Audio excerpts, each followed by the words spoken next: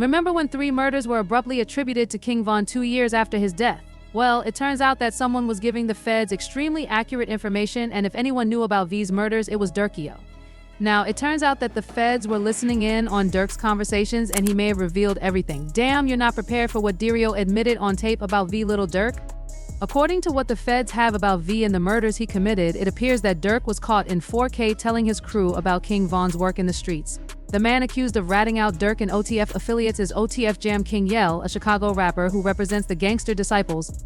This is why the OTF saga about King V keeps getting more and more bizarre every day. However, it has now been confirmed that someone in Duro's camp was actually feeding the feds information. Word on the street and among OTF affiliates was that Jam had been accused of working with the federal government for a long time. However, I heard someone named OTF Jim say that they had been calling him a rat. Basically, he said, okay, I'm a rat, well watch this, since Yella is a GD and OTF are affiliated with the BDS. Everyone assumed he was trolling until they realized that no one in OTF was stepping in to clear his name. In fact, he had to go on social media to try to clear his name because according to him, his name wasn't on any. KCJ Hester, also known as OTF Jam, is my artist's real name. Until you see that name on the paperwork, don't be upset with me. He shared OTF Jam, but he went a step further and accused Durkio of being a snitch. He first revealed that Durkio had snitched on him on a track, calling me a rat or a snitch, but _ rapping snitch on themselves constantly. He posted Jam was discussing the song Back Again, where Durk raps Jam. Get out of that, Jam, I give him 50. You don't have to ask again, he was catching murders. Back then, that's when the Max was in Jam and actually confirmed that Durk had given him $50,000 when he got out of jail and said he gave you $50,000. Can you tell us how much he gave you, or you don't want to? Even though we haven't got to get that, bro made sure he made a way for me to be straight now, according to OTF Jam. After the feds saw this, they were on him, 247, who snitched on who he snitched on me on a song, police all up on me. After that, oh, he caught murders, let's get him Jam posted, and to keep it a buck, Jam hasn't actually been mentioned in any of the indictments, but what's even more intriguing is that OTF affiliates use social media to expose more rats in their camp. One guy, OTF Win, took to Instagram to accuse OTF affiliates of snitching by sharing pictures of 2 men, Marlon Kirsch and Karen Holland. He even accused Marlon Kirsch of wearing a wire. The accusations of wires have been wild because, if true, many crimes in Chicago could be solved very soon, and it appears that Durkio was heard speaking on these tapes. Regarding King Von's previous crimes, in August 2022, police were able to link his name to 3 murders despite the fact that he had passed away 2 years prior. Now, here's the intriguing part. A few months prior, in February 2022, Jam was released from prison after serving 12 years for attempted murder. Durk may have been telling V stories to his OTF affiliates, and the rat with the wire collected all the intelligence and provided it to the federal government. One of the murders that police were able to link to King Von was the brutal death. The Kura Barn alias Key, one of Chicago's most deadly assassins, is rumored to have killed Ode Perry, a Chicago legend, and taken his gun. She then shared pictures of the weapon on social media, which quickly led to rumors linking Key to the crime. On April 11, 2014, a hooded shooter shot Barnes in front of a house in the 6400 block of South Ert. Key was struck 9 times in the mouth, neck, and chest before collapsing on a neighbor's doorstep. She passed out and later died of her injuries at Northwestern Memorial Hospital. That day, she was walking with her brother FBG Butter and a friend when all 3 of them were shot, but it appeared that Key was the intended target because the other 2 survived. King Von was initially arrested in connection with the shooting after witnesses recognized him, but the charges were dropped because there was insufficient evidence to convict him. In 2022, after King Val passed away After a tragic shooting in Atlanta, police finally connected V to Key's murder. According to police reports, the shooter, who was wearing blue jeans and a gray hoodie, approached the 3 victims, pulled out a gun, and started shooting at them, killing all 3. He was then seen leaving the scene in a car, according to Jay Hood, a former All Block member and Von's close friend, who also confirmed that V approached him and broke the shocking news to him before approaching me and shaking my and he seemed straight, and then I looked straight and I thought, why are you telling me to look straight? I told him that, according to J. Hood Vaughn, he had shot 3 people, and Key was the last of the 3 he had shot and killed. I'm looking straight, and he asked me why I had just run up on Key, and he said he knows why I just ran up on them, _____, and I caught Key, the last person running out of the gate.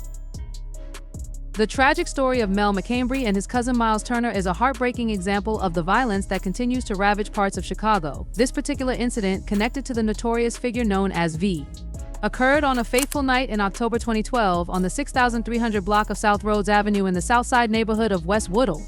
Mel McCambry, accompanied by his 18-year-old cousin Miles, was heading out to meet a girl, perhaps looking for a brief moment of normalcy and reprieve from the harsh realities of their environment. However, their night quickly turned from hopeful to tragic as gunfire erupted before 9:30 p.m., leaving both young men with serious injuries. As shots rang out, Mel was struck multiple times. The chaos and terror of the moment are difficult to fathom as the two young men were thrown into a situation of extreme violence. Mel, critically injured, was rushed to Strawger Hospital, where medical staff fought tirelessly to save his life. Unfortunately, his injuries were too severe and he succumbed to his wounds shortly after arrival. Miles, who had been struck multiple times, was transported to Northwestern Memorial Hospital, where he was placed in a medically induced coma. He remained in this fragile state for weeks, his life hanging by a thread. His family anxiously waited by his side, hoping for the best, and ultimately he did survive. But the emotional scars left by the night's events, particularly the loss of his cousin, would stay with him long after he recovered physically. In an emotional and deeply symbolic moment, reports suggest that, while Mel lay bleeding, Miles leaned over his cousin in a desperate attempt to comfort him. Despite his own injuries, Miles reached out, likely feeling a mix of fear, sorrow, and helplessness as he tried to console Mel in what would be his final moments. The shooter, believed to be the infamous King Val, showed no remorse or hesitation, standing over the two young men as if to assert his dominance. He shot Miles several times in the back, reinforcing his lack of compassion and perhaps his desire to eliminate any witnesses. This event is one of many violent incidents tied to V's name, incidents that reveal not only the brutal gang dynamics in Chicago but also the personal losses and shattered lives left in their wake. Mel and Miles' story is a heartbreaking reminder of how young lives are frequently cut short or irrevocably altered by such violence. The violence often stems from long-standing rivalries between factions, fueled by personal vendettas and the pursuit of power and respect in a world where these values are often distorted. 2 years after Mel's tragic death, in March 2014, another wave of gang-related violence would shake the Chicago community. Mark Campbell, a rising rapper known as Lil Mark, found himself entangled in these ongoing conflicts. On March 26, 2014, Lil Mark released a music video titled No Competition, which directly called out the rival gang known as OTF, Only the Family. The video, marked by bold and inflammatory lyrics, intensified the hostility between the two factions. In the world Lil Mark inhabited, these music videos were not just artistic expressions but also statements of allegiance, often provoking reactions from rival groups who took these diss tracks as personal slights. Just a day after releasing No Competition, Lil Mark reportedly had a close brush with death when members of a rival gang allegedly ambushed him. This ambush could have easily ended in tragedy, but in a twist of fate, he managed to escape unharmed. For Lil Mark, this experience was a stark reminder of the constant threat hanging over him. Yet, despite this harrowing experience, he resumed his normal activities, seemingly undeterred by the danger that had almost claimed his life. 2 days after his escape, on March 28, 2014, Lil Mark's luck ran out. That day began as any other, with him standing near a bus stop on 5100 South King Drive in the Washington Park area. He likely thought nothing of it, perhaps viewing it as just another ordinary day. Yet, in this neighborhood, even a seemingly mundane act, like waiting for a bus, can be fraught with danger, especially for someone involved in gang rivalries. The specifics of what happened next remain unclear, but Lil Mark was not as fortunate this time. His confrontation with the rival gang turned deadly, and he was shot at close range, a violent end that underscored the perils faced by young men like him who walk a precarious line between fame, neighborhood loyalty, and the often deadly gang affiliations that go with them. In Chicago street culture, moments of triumph, such as releasing a music video, can quickly spiral into life or death situations. For Lil Mark, this was tragically the case. The stories of Mel McCambry, Miles Turner, and Lil Mark encapsulate the heart-wrenching reality for many in Chicago's most impoverished areas. These young men, each with hopes, dreams, and families who loved them, became casualties of a cycle of violence that leaves lasting scars on communities. Mel's death left an indelible mark on his family, and Miles's survival came at the cost of profound trauma and the memories of witnessing his cousin's final moments. Lil Mark's fate served as a grim reminder of the dangers that follow young artists whose music becomes entangled with the violent rivalries of their surroundings. Such tragedies beg the question, how many more lives must be lost before this cycle ends? For those on the outside, it may be easy to dismiss these stories as statistics in the city's crime reports. Yet for the families and friends of individuals like Mel, Miles, and Lil Mark, the pain is all too real. Each life lost or irrevocably changed represents a story of unfulfilled potential and the devastating impact of gang violence on Chicago's neighborhoods. In a world that often views young men like Mel, Miles, and Lil Mark as products of their environment, it's crucial to remember their humanity. These individuals were sons, cousins, and friends, each of them a part of a community, each a person with a story, aspirations, and relationships that defined them beyond the violence that ultimately claimed their lives. The sun was setting in a Chicago neighborhood, giving the city a golden hue when a silver minivan pulled up. The shooter, who was carrying a handgun with an extended clip, unloaded a volley of bullets, at least 12 of which hit Lil Mark in the head. After a brief pause, the shooter fired 2 more shots before driving off in the minivan. Lil Mark was declared dead at the scene, his dreams and potential extinguished in an instant. Word on the street is that D. Rose and Twilla were at the center of the hit, but police now think King Val pulled the trigger. There is a lot of conjecture that Durk was merely telling his OTF boys about Von's past and the rats passed the information to the feds, but he may have said a little too much, including the crimes that he and V were both involved in. The burning car was found in flames on 3700 South Ellis Avenue just 5 hours after the shooting. Durk and King Von Crimspree Durkio and V were street thugs and got into trouble on several occasions. On February 4, 2019, at approximately 5:45 a.m., they attempted to kill their rival Alexander Weatherspoon, which would have put them in jail for years and ended their rap careers. Shots were fired at the parking lot of a well-known restaurant in Midtown Atlanta on February 5, 2019, and a 23-year-old man stumbled from across the lot and fell in front of the One Cigar Lounge. An SUV then drove away from the scene, and the terrified customer quickly called 911 and was taken to the hospital, where he was fortunate to survive. Witnesses informed authorities that an SUV with a 300 painted on the side was seen speeding away from the scene after the shots were fired, and it turned out Durk had an SUV with a similar description, but no one was taken into custody for months. However, on May 4, 2019, police made a breakthrough. Von was the first suspect to be taken into custody in connection with the shooting, followed by Bizou, a gang member connected to Trigger Happy Family, who was also taken into custody 9 days later. On May 29, 2019, Atlanta police issued an arrest warrant for the last suspect in the shooting incident, Chicago rapper Lil Durk, who was charged with 5 felonies, including criminal attempt to commit murder and aggravated assault, unlawful association with a criminal street gang to conduct or participate in crime, possession of a firearm during commission of a felony, and possession of a firearm by a convicted felon. At the time, Durk was on tour, but he abruptly canceled and headed straight to Atlanta, where he immediately released a song called Turn Main. The following day, the rapper gave WSB-TV an interview at his lawyer's office, revealing that he was ready to turn himself in because he had nothing to hide or flee from. Jeffrey Churchill, an Atlanta Police Department detective, took the stand and stated that he had spoken with a witness who was with the 2 rappers the night of the shooting. According to her, a fight broke out in a car in front of them, and she saw Durk pull out a firearm, forcing her to run around the building where she heard shots fired. Despite his claims that he was innocent, Jeffrey Churchill denied all the charges that the feds had pinned on him. To top it all off, prosecutors wanted the case to be treated as gang-related and had a Chicago police captain confirm that Von and Durk were members of the Black Disciples gang.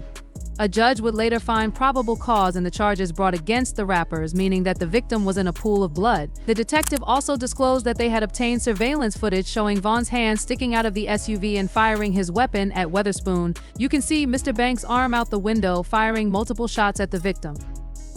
The case would go to trial, but things would turn out differently for Durk because in late October 2022, all charges against him were dropped. Interestingly, King Von was blamed for the shooting in a statement made public by the Fulton County DA, Miss Fonnie Willis. If Von had been alive, he would have been imprisoned for the shooting. If co-defendant Devon Bennett, also known as King Val, had not passed away in 2020, he would have been charged with the crime.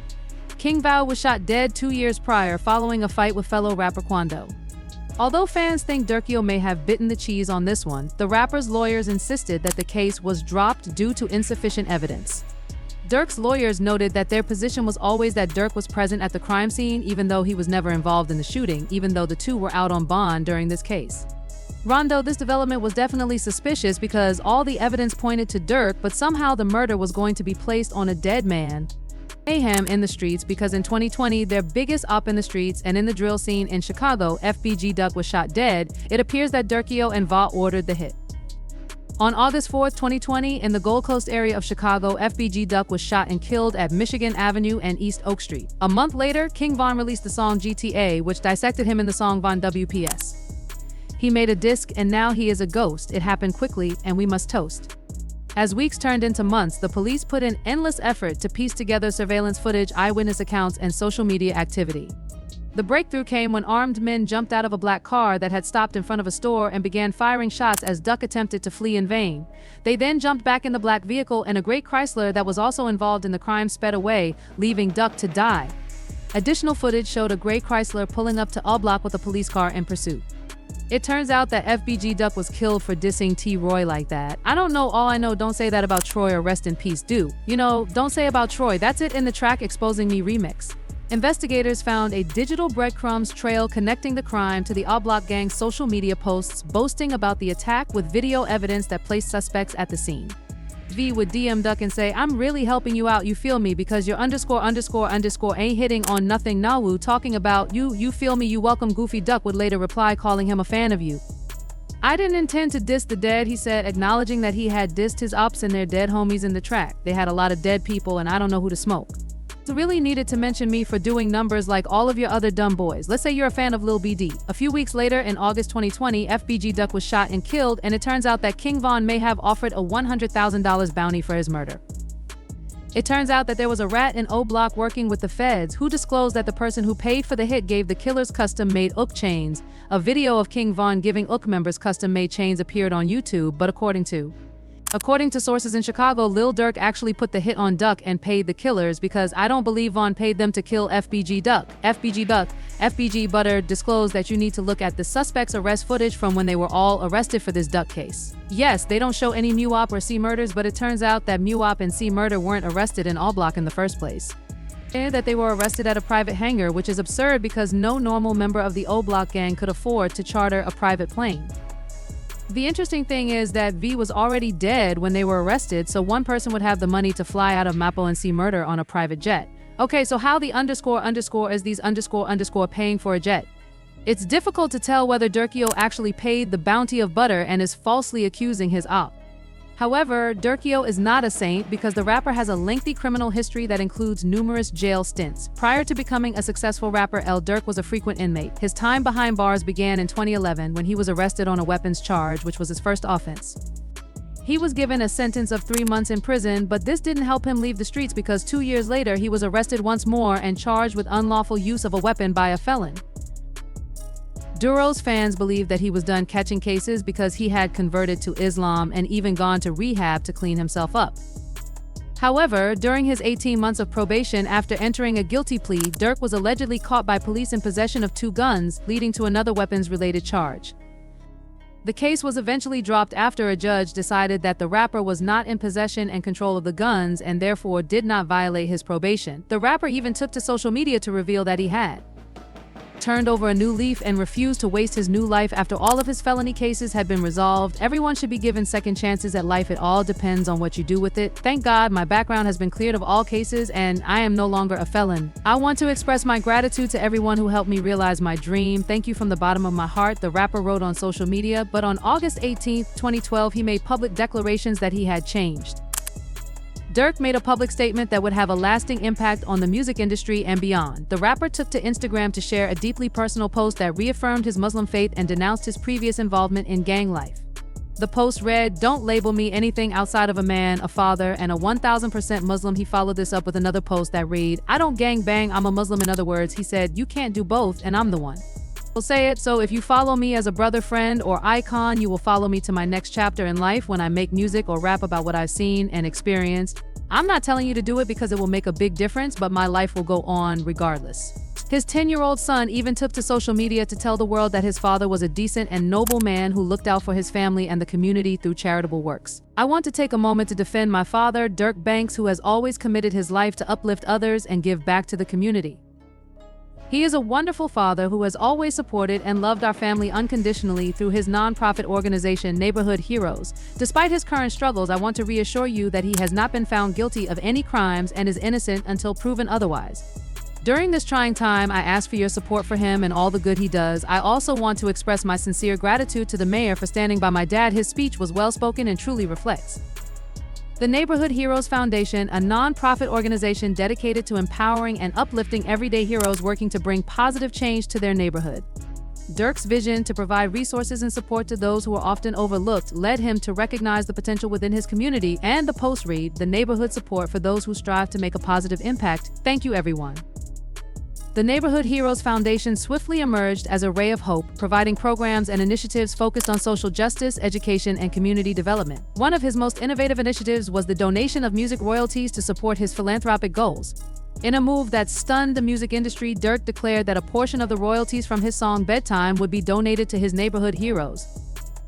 Foundation. In addition to empowering fans, Durk's partnership with Exceed Talent Capital further demonstrated his innovative approach by enabling supporters to own shares of the music from his OTF record label. This initiative opened up a new avenue for raising money to support charitable causes. Durk also established the Durk Banks Endowment Fund, a college tuition program intended to give scholarships to Chicago children. Despite Durk's efforts to improve his image, it appears that his past has caught up with him. Will this be the end of the OTF boss? Attending Howard University led to significant financial contributions, including a $250,000 donation to Howard's financial aid program, the Grace Grant, which awarded scholarships to students who participated in the Neighborhood Heroes HBCU College and Career Readiness Cohort program, furthering Durk's mission to support education and empower the next generation. If you like this video, click the box that is playing on your screen to see more related content. Only time will tell.